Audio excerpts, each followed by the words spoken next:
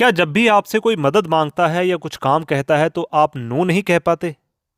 आपको ना कहने में हिचकिचाहट होती है?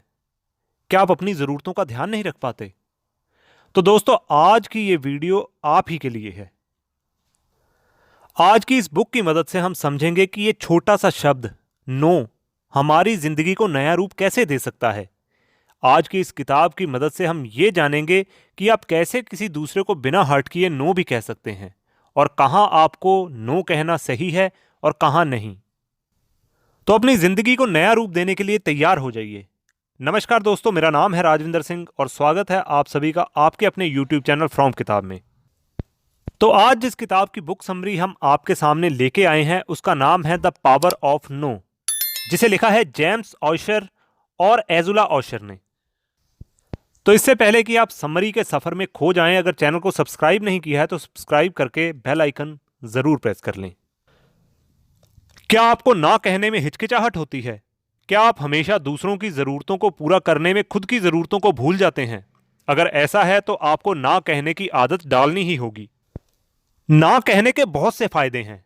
आप दूसरों को ना कहकर खुद पर ध्यान दे सकते हैं। आप बुरे रिश्तों को ना कहकर अच्छे रिश्तों के लिए जगह बना सकते हैं। ना कहने से आपकी सेहत भी अच्छी बनी रहती है। और जब आप कई चीजों को ना कहना सीख जाओगे तो खुद के लिए हां कहना आपके लिए आसान हो जाएगा। तो यह किताब हमें सिखाती है कि कैसे हम बुरे रिश्तों को ना कहकर अच्छे रिश्ते बना सकते हैं। ना कहना किस तरह से हमारी जिंदगी में शांति और सुकून ला सकता है।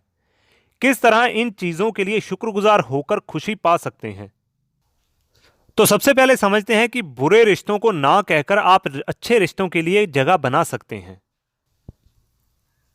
क्या आप कभी कभी कुछ ऐसे काम करते हैं जो आपको अंदर से मार रहे होते हैं? क्या आप ऐसे लोगों के साथ रह रहे हैं जिनके साथ आप रहना बिल्कुल पसंद नहीं करते? अगर हां, तो अब वक्त आ चुका है इन्हें ना कहने का। आप अपनी जिंदगी के फैसलों को सोच समझ कर लीजिए। उन लोगों से दूर रहिए जो आपकी एनर्जी या खुशी को कम कर रहे हैं। अगर कोई आपके दुखी होने की वजह बनता है तो आप उसे छोड़ दीजिए। बुरे रिश्तों को पहचानने के लिए आप ये काम कर सकते हैं। आप उन सभी लोगों की लिस्ट बनाइए जिनके साथ आप अपना कीमती समय बिताते हैं। अब आप सभी लोगों को 1 से 10 के बीच में रेटिंग दीजिए। अगर किसी व्यक्ति के साथ समय बिताने से आपको एनर्जी मिलती है और खुशी मिलती है तो उसे आप 10 नंबर रेटिंग दे सकते हैं। और अगर किसी व्यक्ति के साथ आपको समय बिताने से बुरा महसूस होता है या उससे आपको नफरत है, आप उसे 1 नंबर की रेटिंग दे सकते हैं। अब आप उन लोगों के साथ ज्यादा से ज्यादा समय बिताइए जिन्हें आपने 8 से ज्यादा नंबर की रेटिंग दी है, और उनका साथ बिल्कुल छोड़ दीजिए जिन्हें आपने 4 से कम की रेटिंग दी है। बचे हुए लोगों के साथ आप थोड़ा बहुत समय बिता सकते हैं। इस तरह से आप अच्छे और बुरे रिश्तों को पहचान सकते हैं और बुरे रिश्तों को ना कह सकते हैं। रिश्ते इसलिए होते हैं कि हमारी प्रॉब्लम में वो हमारे साथ खड़ेंगे, हम प्रॉब्लम में उनके कंधे पर अपना सर रख सकते हैं। लेकिन अगर वही रिश्ते और वही कंधे हमारे दुख का कारण बन जाएं तो उन्हें छोड़ देना ही बेहतर होगा। और इससे आगे हम समझते हैं कि अगर आपको कोई काम अच्छा नहीं लगता है तो आप उसे बिल्कुल मत कीजिए।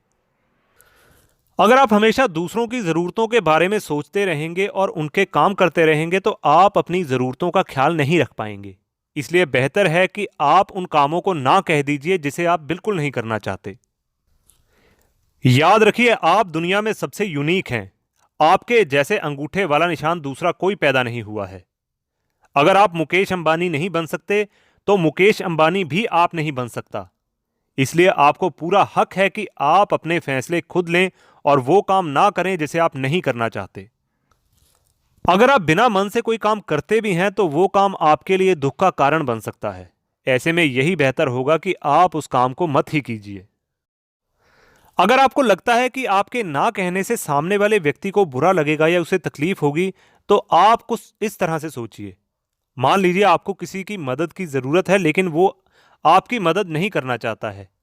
क्या आपको अच्छा लगेगा कि वो बिना मन से आपका कोई काम करे या खुद को तकलीफ में रख के आपका कोई काम करे या अपने किसी जरूरी काम को छोड़ के आपका काम करे? नहीं ना। बल्कि आपको लगेगा कि आप उसके लिए बोझ बन गए हैं। साथ ही आपको यह भी लग सकता है कि वो व्यक्ति आपसे नाराज हो जाएगा क्योंकि आप उससे अपना काम करवा रहे हैं और वो भी ना चाहते हुए। तो इस चीज का गिल्ट अपने मन में कभी ना रखें कि मैंने उसको ना कहा तो वो बुरा मान जाएगा, क्योंकि किसी की सृष्टि आपके हाँ कहने से नहीं चलती है। तो ना कहने से भी किसी का कुछ नहीं जाएगा। और अब जब आपने औरों को ना कह दिया है तो वक्त आ गया है कि आप अपने बारे में सोचें। अगर आप ये फैसला नहीं कर पा रहे हैं कि आपको क्या करना है, तो आप एक लाइब्रेरी में जाइए और अलग अलग तरह की किताबें ढूंढिए। आप वो किताबें पढ़िए जिसमें आपको रुचि हो। ऐसा करके आप अपने रास्ते ढूंढ सकते हैं। और आगे अब आपको यह समझना है कि आपको अपना पूरा ध्यान अच्छी चीजों पर लगाना है और बाकी सभी चीजों को ना कह देना है। एक पानी के ग्लास को देखते हुए निराशावादी बोलता है, आधा ग्लास खाली है। वहीं एक आशावादी उसे देखते हुए बोलता है कि आधा ग्लास पानी का भरा हुआ है। आप आशावादी से भी ऊपर जा सकते हैं अगर आप सिर्फ पानी पर ध्यान देकर यह सोचें कि कितने पानी से आपकी प्यास बुझ जाएगी। आसान शब्दों में कहें तो आप उस चीज पर ध्यान लगाइए जो आपके पास है। आप उसके बारे में मत सोचिए जो आपके पास नहीं है। अगर आप इसलिए परेशान हैं क्योंकि आपको प्रमोशन नहीं मिल रहा, तो आप ये सोचकर खुश हो सकते हैं कि कम से कम आपके पास एक जॉब तो है।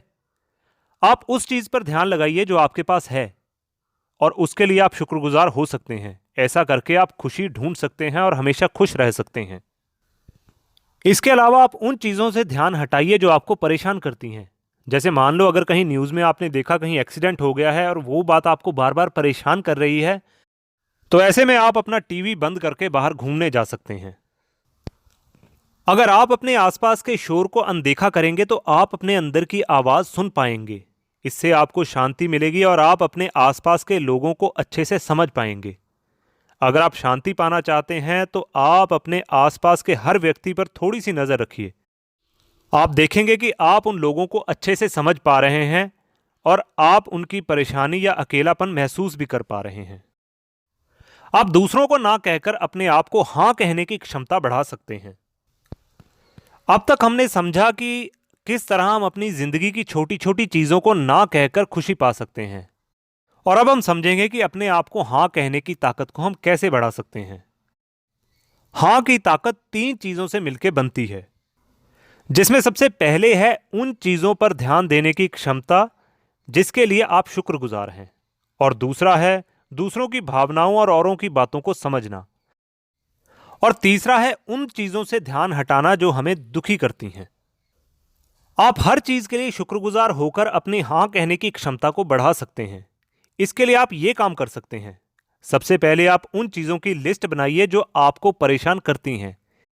इसमें आप वो सारी चीजें लिख सकते हैं जो आप चाहते हैं लेकिन हासिल नहीं कर पाए हैं, या वो चीजें जिनसे आपको चिढ़ है। और अब आप उन चीजों की एक लिस्ट बनाइए जो आपके पास है और जिसके लिए आप शुक्रगुजार हो सकते हैं।